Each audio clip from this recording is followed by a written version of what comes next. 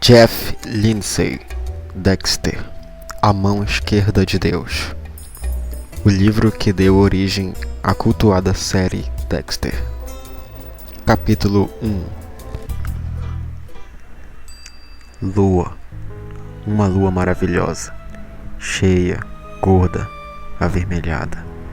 A noite clara como o dia, o luar inundando a terra e trazendo alegria, alegria, alegria. Trazendo também o rugir da noite tropical, a voz macia e turbulenta do vento uivando nos pelos do braço, o lamento vazio da luz das estrelas, o grito trincado da luz da lua sobre a água. Tudo isso chamando o necessitado.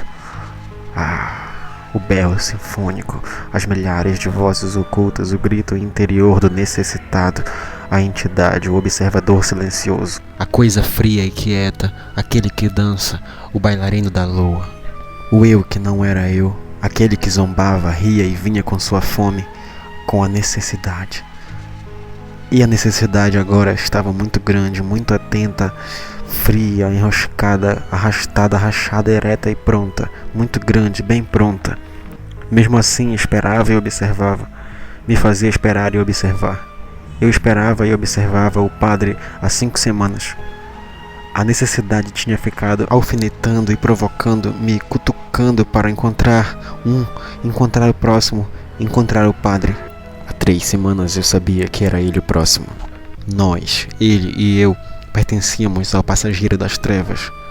Passei essas 3 semanas lutando contra a pressão, a crescente necessidade aumentando dentro de mim como uma grande onda que encrespa e arrebenta na praia e não recua, só cresce mais a cada segundo do relógio da noite luminosa.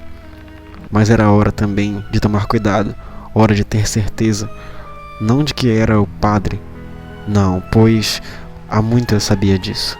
Hora de ter certeza de que ia ser feito direito, limpo, com tudo se encaixando, tudo certo. Eu não podia ser pego, não agora. Tinha trabalhado duro por muito tempo para fazer esse trabalho, para proteger minha ditosa vidinha.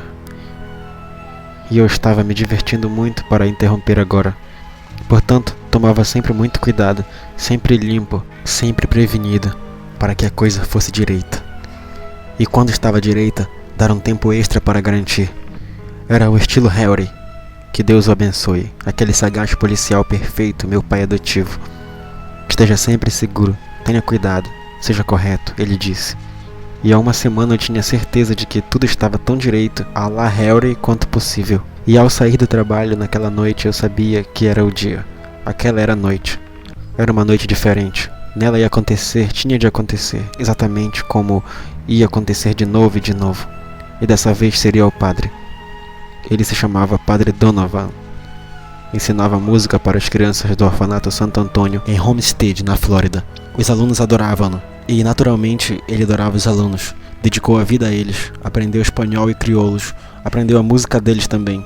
Tudo pelas crianças. Tudo o que fazia era por elas. Tudo. Eu estava observando essa noite como tantas outras anteriores. Vi quando parou na porta do orfanato para falar com uma menina negra que foi atrás dele. Era pequena, não devia ter mais de 8 anos e era miúda para a idade. Ele sentou-se na escada e conversou com a menina 5 minutos. Ela também se sentou e ficou se levantando e sentando. Os dois riram. Ela se encostou nele. Ele tocou os cabelos dela. Uma freira apareceu na porta e ficou parada, olhando-os antes de falar. Depois sorriu e estendeu a mão. A menina tocou com a cabeça no padre. O padre Donovan abraçou-a, levantou-se e deu um beijo de boa noite nela. A freira riu e disse algumas coisas ao padre Donovan. Ele respondeu. Então o padre foi para seu carro. Finalmente eu me levantei para atacar e... ainda não. Uma minivan de serviço de limpeza estava a uns 2 metros da porta. O padre Donovan passou e a porta lateral da van se abriu. Saiu um homem com cigarro na boca e cumprimentou o padre, que se encostou na van e falou com ele. Sorte. De novo, sorte. Tenho tido sempre sorte nessas noites. Não tinha visto aquele homem, não notei que estava lá. Mas ele teria me visto, não fosse a sorte. Respirei fundo. Esperei lenta e firmemente. Fazia um frio gélido. Foi só uma coisinha. Não esqueci nenhuma das outras. Tinha feito tudo certo, tudo igual, tudo como devia ser. Ia dar certo. Agora, o padre Donovan foi para o carro dele novamente, virou-se uma vez e disse alguma coisa. O faxineiro acenou da porta do orfanato, jogou a guimba do cigarro e entrou. Sumiu. Sorte. Sorte de novo. O padre Donovan ficou procurando as chaves, abriu a porta do carro e entrou. Ouvi a chave entrar na ignição, o motor ligar. E então, agora! Sentei-me no banco traseiro e enfiei o laço em seu pescoço. Uma volta rápida, escorregadia e perfeita, e a linha para peixes de 15 quilos ficou firme. Ele fez um pequeno movimento de pânico e pronto. Você agora é meu, eu disse, e ele ficou paralisado com precisão e perfeição, como se tivesse ensaiado, quase como se tivesse ouvido outra voz, o observador risonho dentro de mim. Faça só o que eu mandar, falei. Ele soltou uma exclamação e olhou no retrovisor. Minha cara estava refletida lá, esperando por ele, envolta na máscara de seda branca que só deixava à mostra os olhos. Entendeu? Perguntei. A seda mexia na minha boca quando eu falava. O padre Donovan não disse nada. Olhou bem nos meus olhos, apertei o laço. Entendeu? Repeti, um pouco mais baixo. Dessa vez ele concordou com a cabeça. Pôs a mão no laço, sem saber o que aconteceria se tentasse desapertá-la. A cara dele estava ficando roxa. Desapertei. Fique bonzinho e vai viver mais, falei. Ele respirou fundo. Ouvi o ar raspar em sua garganta. Ele tossiu e respirou de novo, mas ficou parado e não tentou fugir. Isso era muito bom. Saímos com o carro. O padre Donovan obedeceu às minhas ordens, sem trapaças nem indecisões. Fomos para o sul pela Florida City e pegamos a estrada Card Sound. Achei que ele ficou nervoso com aquela estrada, mas não se opôs. Não tentou falar comigo. Manteve as mãos na direção, pálidas e tensas. Os nós dos dedos estavam saltados. Aquilo também era muito bom. Fomos para o sul, calados por mais 5 minutos, com exceção do som dos pneus, do vento e da grande lua, lá em cima tocando sua poderosa música nas minhas veias, e o observador cuidadoso rindo baixo no furioso pulsar da noite. Vire! Repeti, e ele virou num golpe súbito, como se estivesse esperando pela ordem desde sempre. Mal dava para ver a pequena estrada suja. Quase era preciso saber que ela existia. Mas eu sabia. Já havia estado lá. A estrada tinha uns 2 quilômetros, fazia 3 curvas na grama parada e arborizada e seguia um pequeno canal até o pântano e a clareira. Meio século antes, alguém tinha construído uma casa lá. Ela continuava quase inteira, era grande, tinha 3 quartos e a metade do telhado. Estava completamente abandonada há anos, menos a velha horta no quintal lateral. Ela indicava ter sido cavada pouco tempo antes. Pare o carro, mandei, quando os faróis iluminaram a casa decadente. O padre Donovan obedeceu com um golpe brusco no corpo. O medo estava grudado nele, os braços e as ideias estavam duros. Desligue o carro, mandei outra vez e ele desligou. De repente, ficou tudo muito silencioso. Alguma coisa pequena chirreou numa árvore. O vento soprava com a força da grama, depois mais silêncio, tão grande que quase engoliu o rugido da música noturna dentro do meu eu secreto. Saia, mandei. O padre Donovan não se mexeu. Estava olhando a horta. Havia 7 montinhos de terra, pareciam bem escuros à luz da lua. O padre Donovan deve tê-los achado mais escuro ainda. Continuou parado. Puxei bem o laço, mais do que ele achava que poderia aguentar, mais do que poderia imaginar que fosse acontecer com ele. Arqueou as costas no assento do carro, as veias saltaram na testa. Ele pensou que ia morrer, mas não ia, ainda não. Na verdade, faltava um bom tempo. Abri a porta com um chute e puxei-o atrás de mim, só para ele sentir a minha força. Caiu pesadamente no chão arenoso e serpenteou como uma cobra ferida.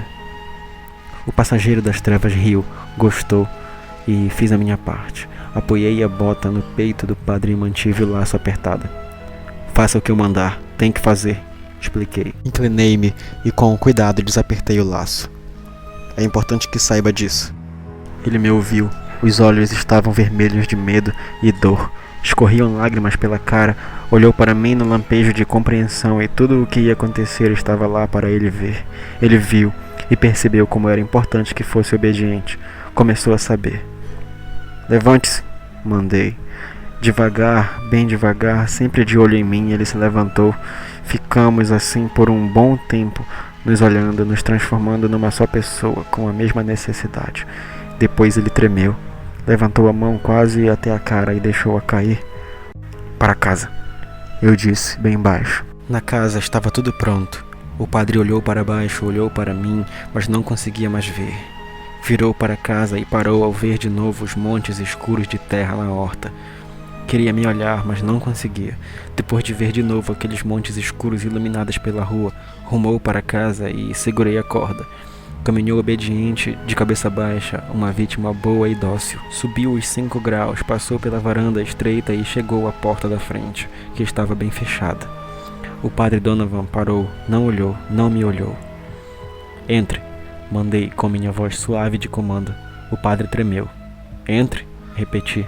Mas ele não conseguia. Passei o braço por cima dele e abri a porta. Empurrei o padre com o pé. Ele tropeçou, endireitou o corpo, entrou e ficou de olhos bem fechados. Fechei a porta, acendi o pequeno abajur de pilha que tinha deixado no chão, ao lado da porta. Olhe, sussurrei. O padre abriu um olho, lentamente e cuidadosamente. Estremeceu de pavor. O tempo congelou para o padre Donovan. Não, ele disse. Sim. Eu disse. Ah, não, ele disse.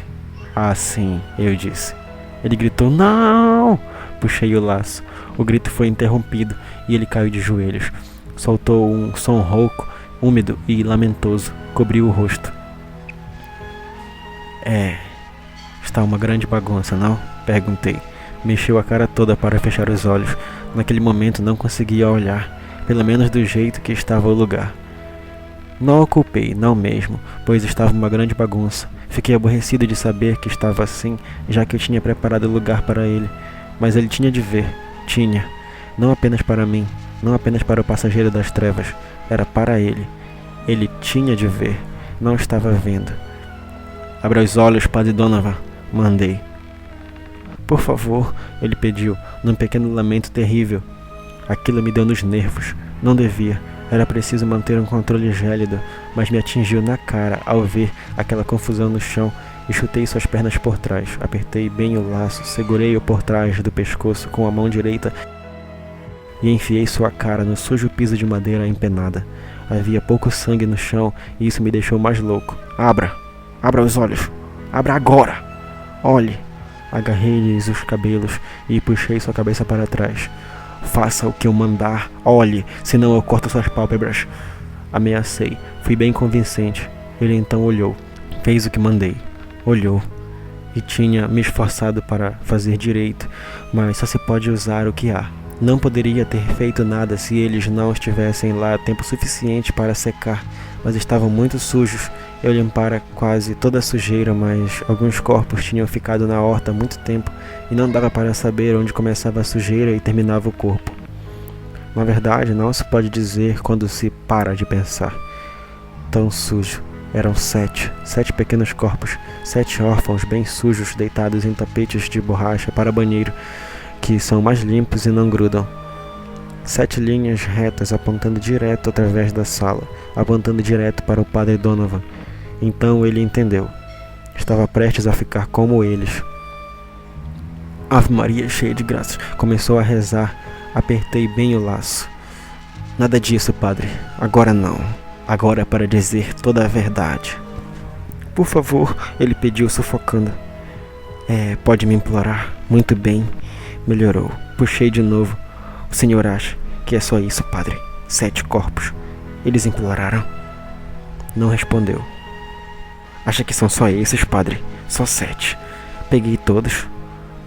Ah, céus, ele disse rouco, com uma dor agradável de ouvir. E nas outras cidades, padre? O que dizer de Fayetteville? Quer falar de Fayetteville? Ele deu apenas soluços sem palavras. E sobre East Orange? Foram 3? Ou será que esqueci um? É difícil ter certeza. Eram 4 em East Orange, padre. O padre Donovan tentou gritar. Sua garganta tinha pouco espaço para um bom berro, mas havia uma emoção real por trás, o que compensou a falta de técnica. Ele caiu de cara e deixei-o choramingar um pouco antes de puxá-lo para cima. Ele estava inquieto e agitado, perdeu o controle da bexiga e uma baba escorria pelo queixo. Por favor, eu não consegui me conter. Simplesmente não consegui. Por favor, entenda. Ele disse. Eu entendo, padre. Falei. Algo na minha voz era do passageiro das trevas e fez o padre gelar. Levantou a cara devagar para mim e o que viu nos meus olhos fez com que ficasse bem parado. Entendo perfeitamente. Insisti, chegando bem perto da sua cara.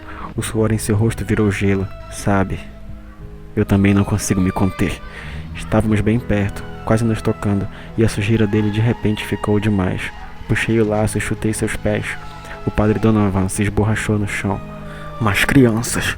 Eu jamais faria isso com crianças. Apoiei minha bota bem limpa na cabeça dele e empurrei com força sua cara no chão.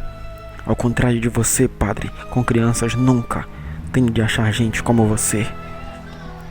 Quem é você? Sussurrou o padre Donovan. Sou o começo e o fim, respondi. Conheça o seu destruidor, padre.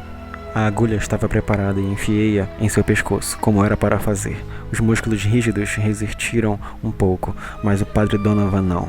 Empurrei o êmbolo e esvaziei a seringa, fazendo com que ele ficasse imediatamente bem calmo. E em poucos instantes ficou com a cabeça flutuando e virou a cara para mim. Será que está me vendo? Será que via as luvas de borracha dupla, os esmerados aventais, a lisa máscara de seda? Será que estava me vendo mesmo? Ou será que aquilo só acontecia na outra sala, a sala do passageiro das trevas, a sala limpa? 2 noites antes ela fora pintada de branco, varrida, escovada, lavada, completamente limpa. No meio da sala, que estava com as janelas fechadas com grossos emborrachados brancos. Sob as luzes no meio da sala, será que ele me viu lá na mesa que eu tinha feito? As caixas de saco de lixo branco, as garrafas de produtos químicos e pequena fileira de serrotes e facas. Será que ele me viu afinal? Ou será que viu apenas aqueles montes sujos e sabe lá quantos mais?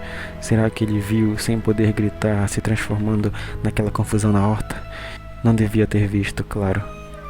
A imaginação não permitia que ele visse como sendo da mesma espécie. De certa forma, ele estava certo. Jamais ia virar aquela porcaria em que ele tinha transformado as crianças. Pois eu jamais faria aquilo, não permitiria. Não sou como o padre Donovan, não desse tipo de monstro. Sou um monstro bem asseado. O asseio toma tempo, claro, mas vale a pena.